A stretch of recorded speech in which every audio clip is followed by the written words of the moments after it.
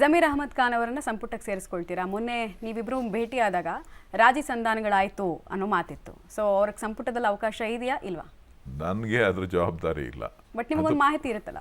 ನನಗೆ ಪಕ್ಷ ಅದೇನು ತೀರ್ಮಾನ ಮಾಡುತ್ತೆ ಅದಕ್ಕೆ ಒಳ್ಳೆಯದು. ಅವರೊಬ್ಬ ಹಿರಿಯ ನಾಯಕರು, ಒಂದು ಸಮುದಾಯಕ್ಕೆ ಒಂದು ಶಕ್ತಿ.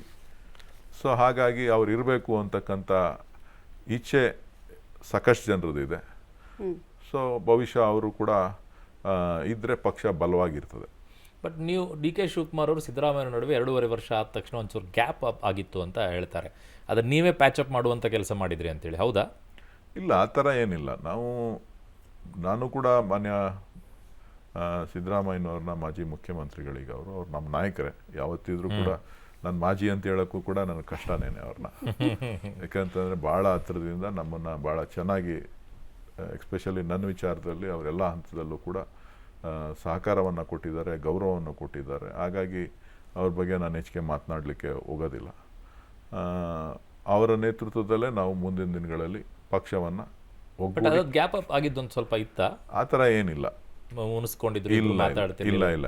ಯಾವತ್ತೂ ನೀವು ಪ್ರತಿದಿನದ ಈವೆಂಟ್ಸ್ನ ನೋಡಿ, ಯಾವತ್ತೂ ಕೂಡ ಶಿವಕುಮಾರ್ ಅವರಾಗಲಿ ಸಿದ್ದರಾಮಯ್ಯನವರಾಗಲಿ ಆ ಥರ ನಡ್ಕೊಂಡಿಲ್ಲ. 3-4 ಬಾರಿ ಪ್ರತ್ಯೇಕವಾಗಿ ಇಬ್ಬರು ಮಾತನಾಡಿದ್ದಾರೆ. ಅವರು ಹೇಳಿದ್ದಾರೆ ಪಕ್ಷದ ಹೈಕಮಾಂಡ್ ಏನು ತೀರ್ಮಾನ ತಗೊಳುತ್ತೆ ಬದ್ಧ ಅಂತೇಳಿ. ಇವರು ಹೇಳಿದ್ದಾರೆ ಪಕ್ಷದ ಮೇಲೆ ಜವಾಬ್ದಾರಿ ಹಾಕಿ ಇವರು ಬಿಟ್ಟಿದ್ದಾರೆ. ಹಂಗಾಗಿ ಈ ವಿಚಾರದಲ್ಲಿ ಬೇರೆಯವರು ಬೇರೆ ರೀತಿಯಲ್ಲಿ ವ್ಯಾಖ್ಯಾನಗಳನ್ನು ಮಾಡಿದ್ರೆ ಹೊರತು ಆ ಥರದ ಮನಸ್ತಾಪ ಆಗಲಿ ಅಥವಾ ಏನು ಮಾತಾಡಬಾರ್ದು ಅಂತಕ್ಕಂಥದ್ದೇನೂ ಇಲ್ಲ. ಏನೇ ವಿಚಾರಗಳಿದ್ರು ಕೂಡ ಅವರು ಇವ್ರ ಗಮನಕ್ಕೆ ತರ್ತಿದ್ರು, ಇವರು ಅವ್ರ ಗಮನಕ್ಕೆ ತರ್ತಾಯಿದ್ರು. ಅದು ಈಗಲೂ ಕೂಡ ಇದೆ, ಮುಂದೆನೂ ಕೂಡ ಇರುತ್ತೆ.